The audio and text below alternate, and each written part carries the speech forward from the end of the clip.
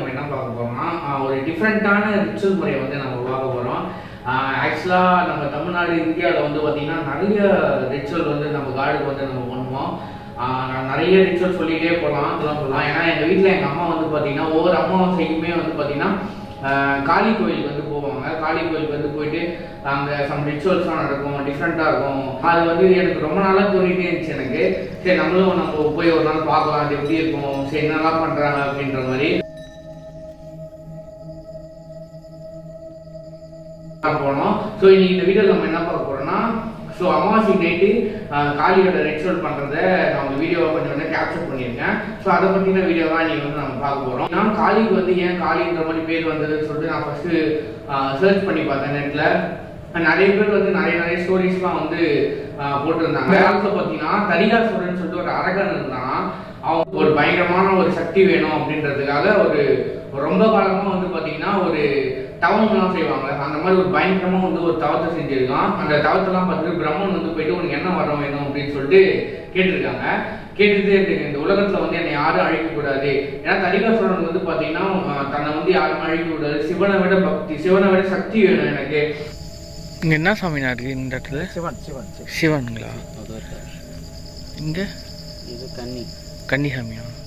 சிவன் இருக்காரு. அவர் முதல்ல அவருடைய ஆசிரியர் வாங்கியிருந்தா நம்ம மீதி இடத்துலாம் போகணும்.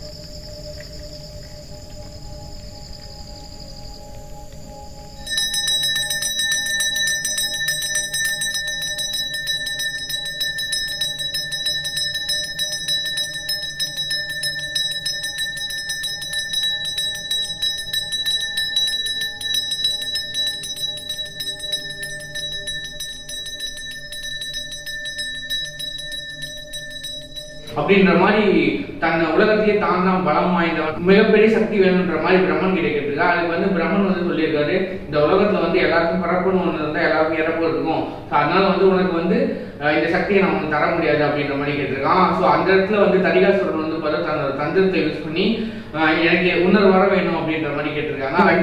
ஒரு குழந்தை வந்து 14 வயசு கண்ணி கழியாத பெண்ணா மாற வரைக்கும் அது வந்து எந்த ஒரு ஆணையும் பார்க்கக்கூடாது, அப்படிப்பட்ட பெண்ணால தான் எனக்கு வந்து சாவு வரணும் அப்படின்ற மாதிரி ஒரு வரத்தை கேட்டிருக்கான் தன்னோட தந்திரத்தை யூஸ் பண்ணி. ஸோ பிரம்மனும் வந்து ஓகே இந்த வரத்தை நான் கொடுக்குறேன் அப்படின்ற மாதிரி கொடுத்துட்டாரு. ஸோ இந்த வரத்தை யூஸ் பண்ணி தரிகாசுரன் வந்து எல்லா சித்தர்களையும் எல்லா ஊர் மக்களையும் எல்லாரையுமே வந்து துன்புறுத்தல், ஸோ அவனோட ஆட்டத்தை வந்து வேலையை காட்ட ஆரம்பிச்சுட்டான். ஸோ கிட்டத்தட்ட சித்தர்களை வந்து தரிகாசுரன் அப்பப்போ நிறைய கொடுமைகள்லாம் பண்ணியிருக்காரு. நிறைய அச்சுறுத்தல், இந்த மாதிரி நிறைய கொடுமைகள், இந்த மாதிரி நிறைய சித்தர்களுக்கெல்லாம் நிறைய பண்ணதுனால எல்லாம் போயிட்டு எங்களுக்கு இந்த மாதிரி கொடுமைகள்லாம் நிறைய நடக்குது பிரம்மன் கிட்ட, இந்த மாதிரி நிறைய பேருக்கு சொல்லியிருக்காங்க போல. இதுக்கு வந்து சிவன் வந்து ஒரு முடிவு இதுக்கு எடுக்கணும் அப்படின்ற மாதிரி ஒரு யோசனை ஒன்று நடந்துதான். பார்வதி கிட்ட வந்து நீ ஒரு புதுசாக ஒரு அவதாரம் எடுக்கணும், ஸோ யாருமே போக முடியாத ஒரு குறிஞ்சி காட்டுக்குள்ள நீ போ அப்படின்னு சொல்லிட்டு பார்வதி கிட்ட சொல்றாங்க. ஒரு புது அவதாரமா நீ எடுக்கணும் அப்படின்னு சொல்லிட்டு ஒரு குழந்தையா 14 வருஷம் ஆனதுக்கு அப்புறம் நான் வந்து திருப்பி வந்து உன்னை கல்யாணம் பண்ணிக்கிறேன் அப்படின்னு சொல்லிட்டு பார்வதி தேவியை வந்து அந்த காட்டுக்குள்ள குறிஞ்சி காட்டுக்குள்ள அனுப்புறாராம். சிவன் வந்து காலங்கள் கடக்குது, 14 வருஷம் ஆகுது. சிவன் வந்து தன்னை கல்யாணம் பண்ணிப்பாங்க அப்படின்ற மாதிரி வந்து பார்வதி வெயிட் பண்ணிட்டு இருக்காங்க. 14 வருஷம் ஆகுது. அந்த அரக்கனும் வந்து தன்னோட வேலையை காட்ட இன்னும் வந்து அவனோட அரக்க பலத்தை வந்து இன்னும் பயங்கரமா செலுத்திட்டே போறான், ஊர் மக்கள் எல்லாரையும் துன்பத்திட்டே வரான். அப்போ வந்து சிவபெருமான் தன்னோட சித்தி விளையாட்டை வந்து ஆரம்பிக்கிறாரு. நாரதர் கிட்ட போயிட்டு இது மாதிரி வந்து குறிஞ்சி காட்டுல வந்து ஒரு அழகான பெண்மணி இருக்கா, வந்து அந்த அரக்கன் கிட்ட போய் நீ போய் சொல்லு அப்படின்ற மாதிரி சிவபெருமான் வந்து நாரதர் கிட்ட சொல்றான். நாரதன் போயிட்டு அந்த அரக்கன் கிட்ட போய் சொல்றான், நம்ம குறிஞ்சி காட்டுல ஒரு அழகான பெண் இருக்கா அப்படின்னு சொல்லிட்டு. அரக்கனுக்கு வந்து நமக்கு தெரியாத ஒரு பெண் இருக்காளா, யார் அதுதான் பார்வதியை பார்த்தவனே அவனுக்கு வந்து தலைக்கால் எதுவுமே புரியல, எவ்வளவு அழகு அப்படின்ற மாதிரி. நான் தான் அவனை கல்யாணம் பண்ணிப்பேன், விண்ணுலகம் மண்ணுலகம் பாதகம் எதுவுமே புரியல அவனுக்கு, நான் தான் அவனை சக்தி வாய்ந்தவன் அப்படி இப்படின்னு சொல்லிட்டு அவங்க வந்து பார்வதி தேவினே தெரியாம நான் தான் அவனை அடைய போறேன் அப்படி இப்படின்ற மாதிரி. ஸோ இத்தனை வருஷமா காத்திருந்ததே பார்வதி தேவி அவனை வந்து பழி வாங்கணும் தான். அதுக்கு பார்வதி தேவிக்கு இருந்த கோவமே வேற, விஸ்வரூப கோவம் வரும்னு சொல்லுவாங்க பார்த்தீங்கன்னா, அந்த மாதிரி கோவம் வந்திருக்கு. இவ்வளோ நாள் நான் காத்திருந்ததே உனக்கு அவனை பழி வாங்கணும், வதம் பண்ணணும் அப்படின்ற மாதிரி தான். ஸோ பார்வதி தேவிக்கு வந்து ஒரு பயங்கரமான ஒரு கோவம், எக்ஸ்ட்ரீமான கோவம் வந்துச்சு. தன்னோட கையில இருந்த ஒரு அருவாவை எடுத்து அவனோட தலையை ஒரே சீவிட்டாங்க போல. ஸோ இதுதான் அந்த கதையில வந்து சொல்றாங்க. ஏன்னா இவ்வளவு மக்களை வந்து துன்பத்திருக்கான், அவ்வளவு சித்தர்களை துன்பத்திருக்கான். அது இருந்த கோவத்தை வந்து ஃபுல்லா பார்வதி தேவி பழி தீர்த்துட்டாங்க. அப்போ உடனே அவனோட இங்க நரம்புல இருந்து கழுத்துல இருந்து வர ரத்தம் எல்லாமே வந்து பாத்தீங்கன்னா ஒவ்வொரு தலையா உருவ ஆரம்பிச்சிது. ஸோ அப்போ இருந்த பார்வதி தேவிக்கு இன்னும் கோவப்படாங்கல்ல, அப்போ அவனோட கழுத்துல இருந்த ரத்தத்தை வந்து ஃபுல்லா உறிஞ்சி குடிச்சிட்டாங்க போல இருக்கு. இதையும் அந்த கதையில வந்து சொல்லியிருந்தாங்க. இந்த உலகெல்லாம் நடுங்குன்னு சொல்லுவாங்க, அந்த மாதிரி நடுங்கி போச்சாங்க. எல்லா கடவுளும் வந்து வந்துட்டாங்கன்னா அவங்கள வந்து கண்ட்ரோல் பண்ணது யாராலையுமே ஒண்ணுமே வந்து கண்ட்ரோலே பண்ண முடியும். அவ்வளோ கோவமா அப்படின்ற அந்த அந்த அரக்கனோட தலையெல்லாம் கழுத்துல ஃபுல்லா மாலையா போட்டாங்க.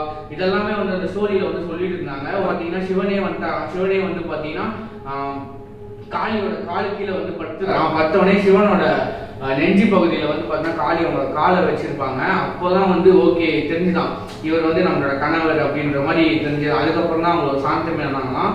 ஸோ அதுக்கப்புறம் தான் எல்லாமே வந்து நார்மல் ஆச்சான். So moral of the story வந்து இதுதான். நான் இது வந்து எந்த அளவுக்கு நான் வந்து கரெக்டாக சொன்னேன்னு தெரியல. நிறைய பேர் வந்து யூடியூப்ல வந்து ஸ்டோரி போட்டிருக்காங்க, போய் பாருங்க. நான் வந்து சிம்பிளாக சொல்லி முடிச்சுன்னு நினைக்கிறேன். ஸோ இதுதான். ஸோ ஒரு பயங்கரமான ஒரு உக்கரமான ஒரு உருவாகி அப்புறம் வந்து சாந்தமாயிட்டாங்க அவங்கள இது பண்ணி. ஸோ சிவனோட விளையாட்டு, காளியோட ஒரு விஸ்வரூபம். ஸோ இவ்வளோ விஷயங்கள் இருக்கு, இவ்வளோ ஸ்டோரி இருக்கு காளியோட இது.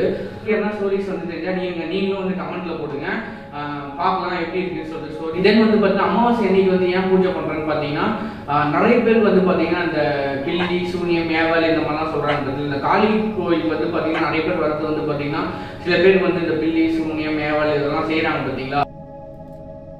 அவங்களுக்குலாம் வந்து எதனா ஆயிட்டு எதனா பாதிச்சு இந்த காளி கோயிலுக்கு வந்து என்ன வேண்டி பண்ணா காளி வந்து பார்த்தா மோஸ்ட் ஆஃப் வந்து இந்த பில்லி சூனியம் ஏவல் இதுக்கெல்லாம் வந்து பார்த்தா ரொம்ப பவர்ஃபுல்லான இதுவான். ஸோ அவங்களுக்கு எதனா பண்ணி வச்சிருந்தா ரிட்டர்ன் வந்து அவங்களுக்கே கொடுத்துரும் அப்படின்ற மாதிரி நம்பிக்கை, தெய்வீக நம்பிக்கை அந்த மாதிரி உள்ளதுன்னு நிறைய பேர் சொல்றாங்க. ஸோ அதனால வந்து இந்த பில்லி சூனியம் ஏவலுக்கு ஆப்போசிட்டா இருக்கிற விஷயத்துக்காக நிறைய பேர் வந்து வேண்டிட்டு நிறைய பேர் பண்றாங்க காளிக்கு.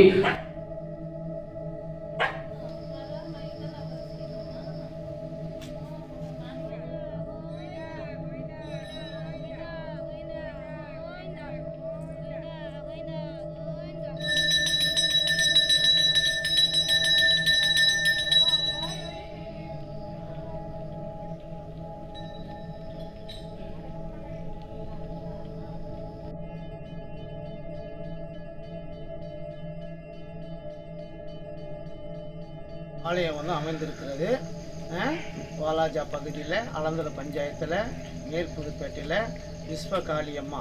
இது வந்து இதுக்கு முன்னாடி ஒரு 50 வருஷமாக இருக்குது. ஒரு சின்ன கோயிலாக இருந்து உருவாகி சக்தி வாய்ந்த விஸ்வகாளியம்மா மக்கள் அனைவருக்கும் வரவங்களுக்கு நல்ல வரம் கிடைக்கும் அப்படின்ற வரவங்களுக்கு அந்தந்த குழந்தை பாக்கியம், தொழில் பாக்கியம், கல்வி பாக்கியம் எல்லாமே வந்து இந்த அம்மாவை நம்பி வந்தால் எல்லாருக்குமே வந்து நல்லதே நடக்குது. ஒரு படிச்சுட்டு வேலை கிடைக்கலன்னு நிறைய பேர் வந்துருக்குறாங்க, நானும் பார்த்துருக்குறேன். கண்ணீர் விட்டுருக்காங்க, ஒரு வேலை கிடைச்சிருக்கு, நோய் நொடிக்கு வந்துருக்காங்க. காளியம்மாவுடைய சக்தி வந்து சொல்ல முடியாத அளவுக்கு இந்த அம்மாவுடைய சக்தி இருக்குது. அமாவாசை தாலாட்டு வந்து நடப்பது என்னன்னா எல்லா ஊர்லேயும் எல்லா அமாவாசைக்கும் தாலாட்டு நள்ளிரவு 12 மணி எடுத்தால் தான் அந்த அம்மாவுக்கு ஒரு சாந்தின்னு சொல்கிறாங்க அப்படின்னு சொல்கிறாங்க. அதனால் அம்மாவுக்கு வந்து எப்போதுமே அமாவாசை தாலாட்டு என்பது நள்ளிரவு 12 மணிக்கு தாலாட்டு அம்மாவுக்கு பூஜை செய்கிறோம். இங்கே எல்லா பெருதாக வந்து மக்கள் வந்து ஒத்துழைப்பு கொடுக்குறாங்க. இந்த ஆலயத்தினுக்கு வந்து போனால் அவ்வளோ பெரிய சக்தி இருக்குது. நினைத்த காரியங்கள் நல்லாவே அவங்களுக்கு நடக்குதுன்றதுக்காக எல்லாருமே வந்து நல்லா கோயிலுக்கு பணி செய்கிறாங்க, பூஜை செய்கிறாங்க, பூஜை பொருள் வாங்கி கொடுக்குறாங்க. எல்லாமே அம்மாவை நம்பி வந்தவங்க எல்லாமே கைப்பற்றி. அதே வந்து அமாவாசை பௌர்ணமி இந்த டைம்ல வந்து பார்த்தா பயங்கரமான பூஜைகள் இதெல்லாம் நடக்குது. நானும் அதை ஃபீல் பண்ணேன். தென் நம்ம கோயிலுக்கு நிறைய பேர் இருந்தாங்க, நிறைய பேர் சொல்லிட்டு இருந்தாங்க எனக்கு வந்து எங்க வீட்டில் செய்வினை வச்சுருந்தாங்க. இந்த மாதிரி விஷயங்களை வந்து இந்த மாதிரி இப்போ நமக்கு இந்த மாதிரி விஷயங்களால பாதிக்கப்பட்டவங்க நிறைய பேர் வந்து காளி கோயிலுக்கு வந்து அவங்களோட பிரார்த்தனையை வந்து கும்பிட்டு நல்லா இருக்கு, எனக்கு வந்து சரியா இருக்கு அப்படின்ற மாதிரி நிறைய பேர் வந்து சொல்லிட்டு போயிருந்தாங்க. ஸோ பார்க்கவே எனக்கு வந்து ரொம்ப ஆச்சரியமா இருந்தது. நிறைய பேர் வந்து எனக்கு நான் அதனால ரொம்ப அஃபெக்ட் ஆயிருந்தேன். காளி கோயில் காளி சாமியால வந்து என்னால் இதுவாயிருக்கு அப்படின்ற மாதிரி. ஸோ 12 மணி கோயிலில் வந்து பார்த்துருப்பீங்க நிறைய பூஜைகள், நிறைய ரிச்சுவல்லாம் பண்ணாங்க. அந்த ரிச்சுவலுக்கு அப்புறமே எங்களுக்கு ஒரு 1/2 hour போகாதீங்கன்னா நைட்டு 12 மணிக்கு வந்து சாமி வந்து வெளியே போகும் உலகம், இதுக்கப்புறம் யாரும் போகாதீங்க, 12:30 மேலே போங்க அப்படின்ற மாதிரி நிறைய சொன்னாங்க.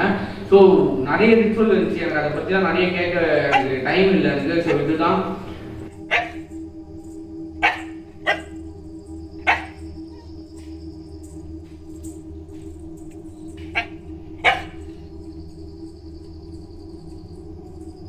Yeah.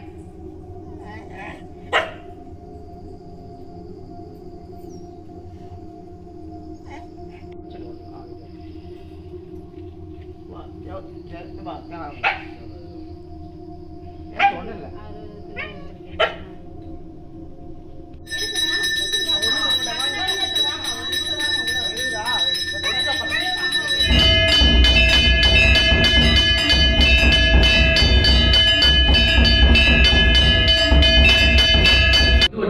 வீடியோவா இருக்குமான்னு தெரியல. ஒரு எங்க அம்மா வந்து வழக்கமா வந்து கோயிலுக்கு போவாங்க, காளி கோயிலுக்கு.